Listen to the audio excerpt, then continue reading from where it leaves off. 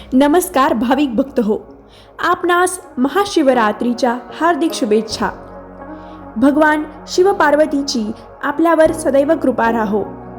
महाशिवरात्री ही भगवान शिव आणि माता पार्वतीच्या विवाहाची रात्र, तसेच शिवाचे तांडव नृत्य आणि महादेवांनी विष प्राशन करून जगाचे रक्षण केल्याचे प्रतीक म्हणून साजरी केली जाते।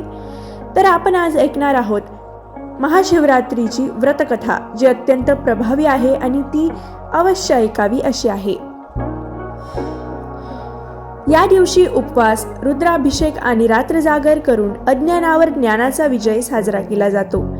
महाशिवरात्रीची पौराणिक कथा अनेक कथांपैकी एक लोकप्रिय कथा जी व्याध शिकारीची आहे। महाशिवरात्रीची पौराणिक कथा म्हणजेच व्याध कथा। तर ही शिकारीची कथा आपण ऐकूयात। तर चला व्हिडिओला सुरुवात करूयात। तर एका जंगलात एक सुमती नावाचा शिकारी राहायचा। महाशिवरात्रीच्या दिवशी तो शिकारीच्या शोधात गेला, परंतु त्याला एकही शिकार मिळाले नाही। तो रिकामे हात परत घेऊन आला। तर शिकारी नाराज होऊन एका तलावाकाठी एका बेलाच्या झाडावर बसून वाट पाहत होता। योगायोगाने ते झाड एका शिवलिंगाच्या वर होते, म्हणजेच त्याच्या खाली एक छोटेसे शिवलिंगाचे मंदिर होते। अंजाने झालेली पूजा, रात्रभर शिकारीच्या हालचालींमुळे झाडाची बेलपत्र खाली पडली आणि शिकाराच्या पायाखालचे पाणी शिवलिंगावर पडले। तसेच त्याने उपाशी राहून महाशिवरात्रीचा उपवासही केला, म्हणजेच उपाशी राहून महाशिवरात्रीच्या दिवशी त्याचा उपवासही घडला। अनावधानाने का होईना रात्रीच्या वेळी शिवपिंडावर बेलपत्र आणि पाणी अर्पण केल्यामुळे शिकारीला प्रसन्न होऊन भगवान शिवाने दर्शन दिले, म्हणजेच भगवान महादेवांनी, भगवान शंकरांनी त्याला दर्शन दिले आणि त्याला मोक्ष दिला, म्हणजेच त्याच्यावर प्रसन्न होऊन त्याला मोक्ष दिला। तर आपण महाशिवरात्रीचे महत्त्व बघूयात। शिव आणि पार्वतीच्या मिलनाचा हा दिवस आहे।